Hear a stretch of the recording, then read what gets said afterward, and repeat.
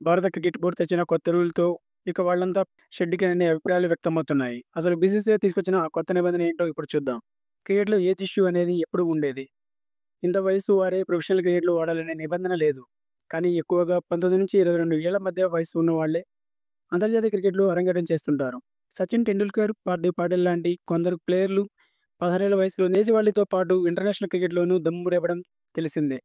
ఇటీవల వైభవ్ సూర్యవంశీ 14 ఏళ్లకే ఐపీఎల్‌లో డెబ్యూ ఇచ్చి 30 బంతుల సెంచరీతో చరిత్ర సృష్టించాడు. అయితే అతడి వయస్సుపై ఎక్కువగా విమర్శలు వ్యక్తమయ్యాయి. వైభవ్ వయస్సు దాస్తున్నాడని, అతడికి 16 ఏళ్లు ఉంటాయని, కానీ 14 అంటున్నాడనే కామెంట్స్ వినిపించాయి.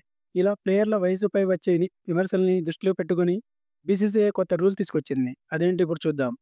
వైభవ్ సూర్యవంశీ మోసం చేశాడని, అతని వయసు దాచేశాడని ఐపీఎల్ సమయంలో విమర్శలు వచ్చాయి. అతడితో పాటు మరికొందరు క్రికెటర్ల డెబ్యూ సమయంలోనూ ఇలాంటి కామెంట్సే వినిపించాయి. ఈ నేపథ్యంలో ఆటగాళ్ల వయస్సును నిర్ధారించేందుకు జూనియర్ లెవెల్ క్రికెట్‌లో కొత్త నిబంధన తీసుకొచ్చింది బీసీసీఐ.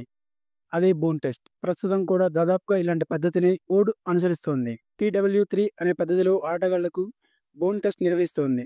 ఇప్పటికే ఉన్న టీడబ్ల్యూ-3 టెస్ట్‌లో గనక ఆటగాళ్లు విఫలమైతే అప్పుడు కొత్త రూల్ ప్రకారం మరోమారు బోన్ టెస్ట్ పెడతారట.